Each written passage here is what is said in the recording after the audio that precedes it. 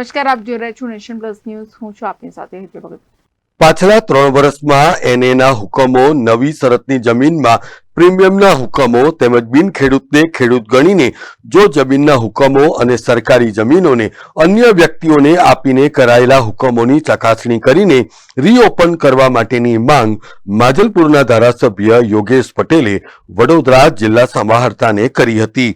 આ રજૂઆતના સંદર્ભમાં આજરોજ જિલ્લા કલેક્ટર બિજલ શાહ દ્વારા એક પત્રકાર પરિષદ સંબોધવામાં આવી હતી, જેમાં બિજલ શાહે જણાવ્યું હતું કે છેલ્લા 3 વર્ષમાં જે પણ કોઈ ગંભીર ક્ષતિ હોય એને તપાસવા માટેની રજૂઆત ધારાસભ્યશ્રી તરફથી આવી છે. જો કે આ વિષયમાં ફલક મોટું હોવા છતાં પણ કલેક્ટર કચેરી દ્વારા તેની નિષ્પક્ષ તપાસ કરવામાં આવશે.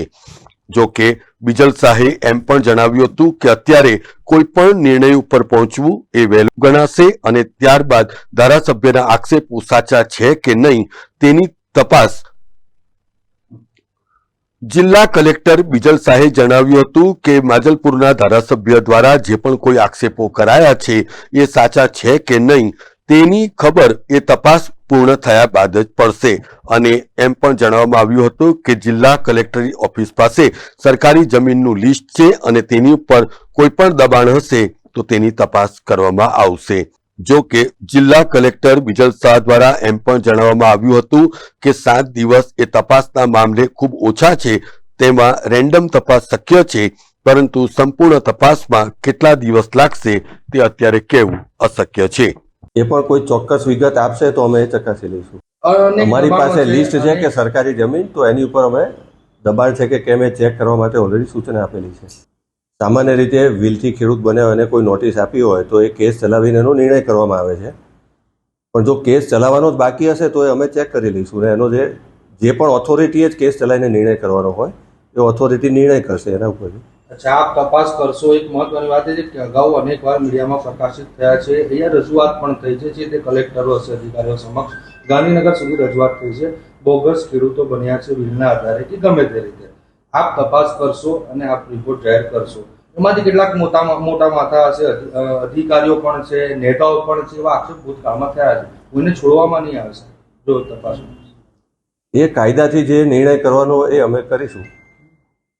સર, એમને કાલે જે વાત મૂકી એમને એવું કીધું કે કોઈ મહેસૂલી અધિકારી હોય તો તે જે મહેસૂલી કાયદો છે એનું અર્થઘટન અલગ રીતે કરીને ક્યાંક એનામાંથી છટકીને સરકારને નુકસાન થાય તે રીતે કામ કરતું એવું તેમના ધ્યાને આવ્યું છે.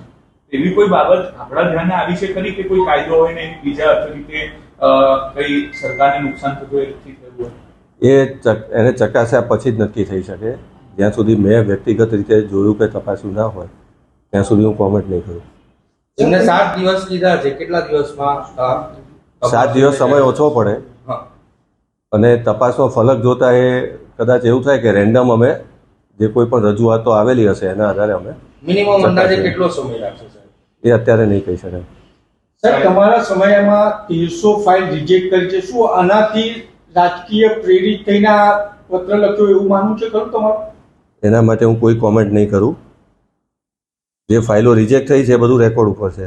એક મહત્વનો સવાલ એ છે કે જે પણ અધિકારી આવે છે તેની પર એક દબાણ થાય છે આવું, અને પછી બદલી કરીને જતા રહે છે. આ કેસમાં આપ શું માનો છો? કેટલા અધિકારીઓ એવું કહેતા હતા અમે કરવા માંગીએ છીએ પણ સાચી તપાસ અમને કરવા નથી દેતા.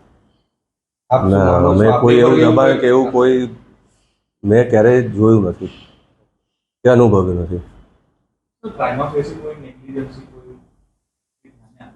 ના, હજી હું એકવાર જોઉં નહીં ત્યાં સુધી એ બાબતે હું કઈ નહીં કહી શકું. નહીં, જેમ જેમ જે રજૂઆતો હશે અને ચોક્કસ કિસ્સા એ સૌથી પહેલા જોશે. 3 વર્ષનો સમયગાળો બહુ લાંબો છે એટલે એને એક સાથે ચકાસવું મુશ્કેલ છે, જેથી રેન્ડમલી કિસ્સા ચકાસવાની શરૂઆત કરી છે તપાસવાની. તો એ કયા કિસ્સા?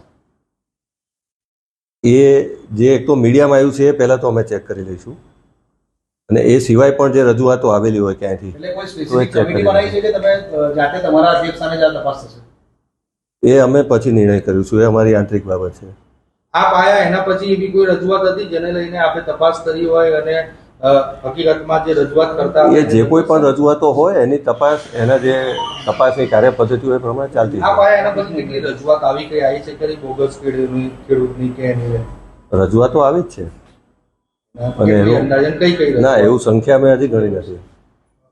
સર, તપાસ અધિકારી જ્યારે કે તપાસની સમિતિની જે તપાસ નીમે છે તો જાહેર કરે છે કે ભાઈ અમે તપાસ કમિટી બનાવી છે, કાં તો કલેક્ટરને તપાસ સોંપી છે. તો આજે તમે કોઈ જગ્યાએ તપાસ સોંપી હોય તો ડેપ્યુટી કલેક્ટરને સોંપી છે, કાં તો તમારા અધ્યક્ષને રાખી છે, તો જાહેર કરવું પડશે કે નિર્ણય લેવાનું બાકી જ હતી. હા, એ નિર્ણય લેવાનો બાકી છે. એટલે સરકારમાંથી પૂછવાનું છે કે સરકાર કહેશે એ પ્રમાણે આપણે તપાસ કરીશું. ના, સરકારનું માર્ગદર્શન જ્યારે જરૂર લાગશે ત્યારે લઈશું. અધરવાઇઝ અત્યારે અમે અમારી રીતે પણ તપાસ કરી શકીએ છીએ. હા, એટલે તપાસ તમે ચાલુ કરી છે એવું તમે કહેવા માટે તમને બોલાયા છે, એટલે હું પૂછી રહ્યો છું કે તપાસ કોણ કરી? તપાસ ચાલુ એટલે જે પણ આવા પ્રકરણો હશે એની અમે ટીમ બનાવીને તપાસ કરીશું. હા, એટલે ટીમ તમારા અધ્યક્ષ સ્થાને બનશે કે અલગથી રચાશે? મારા જ અધ્યક્ષ સ્થાને બને. સર, હાલના તબક્કે પણ એમાં ટીમ ને એ બધું કંઈ એવું ફોર્મલ એવા કોઈ કોન્સેપ્ટ ખરેખર જરૂર હોતી નથી. જેને યોગ્ય અધિકારીને તમે તપાસ આપી શકો અને તમે જાતે તપાસ કરી શકો. ગંભીર પ્રકરણ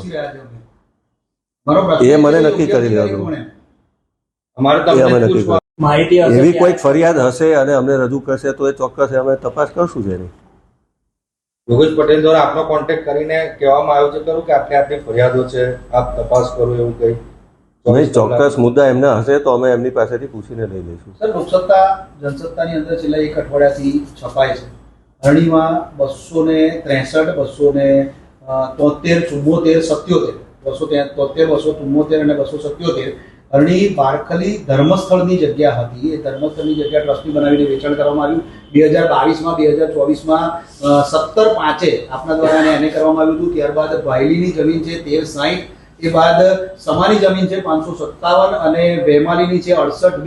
આ ચારે જમીનોની અંદર મોટા ઓર્ડરો અત્યારે પણ પેન્ડિંગ બોલે છે. સાહેબ, આપણે તમારા કોઈ પણ કર્મચારીને બોલાવીને તમારી ઓફિસમાં ખોલીને ચેક કરી શકો છો. 12/63/2019 એ મારા સુધી કોઈ ફાઇલ પર એવી કોઈ રજૂઆત આવેલી નથી. દસ્તાવેજની અંદર એ નોટિંગ મૂકવામાં આવ્યું છે કે હાઈકોર્ટમાં કેસ પેન્ડિંગ છે, છતાં બી દસ્તાવેજ મંજૂર થયો છે અને એ દસ્તાવેજના આધારે એને મંજૂર થયું છે. એમાં કંઈ પણ હશે તો એ તો સરકાર પણ નક્કી કરી શકે, કોઈ નિર્ણયમાં ખામી હોય તો. સર, દશરથમાં રાજુ ગોપીલાલ શાહ કોઠા ખેડૂત બન્યા છે. તમારી એક મામલતદાર કચેરી 84C ની નોટિસ પાઠવે છે. છેલ્લા 3 વર્ષથી એને નોટિસ પાઠવે છે. શ્રી સરકાર જમીન નથી થતી. આ બાબતે તપાસ કરશો ખરા? એમાં મેં જે મામલતદારને પૂછ્યું એ પ્રમાણે હાઈકોર્ટે સ્ટે આપ્યો છે એવું મને કહેવામાં આવ્યું છે. Bureau report, nation plus news, Vadodara. સમાચારોનો સતત અપડેટ મેળવવા માટે અમારી નેશન પ્લસ ન્યૂઝની યુટ્યુબ ચેનલને સબસ્ક્રાઇબ કરો, બેલ આઇકન દબાવો અને જોડાયેલા રહો ફેસબુક, ઇન્સ્ટાગ્રામ અને ટ્વિટર પર.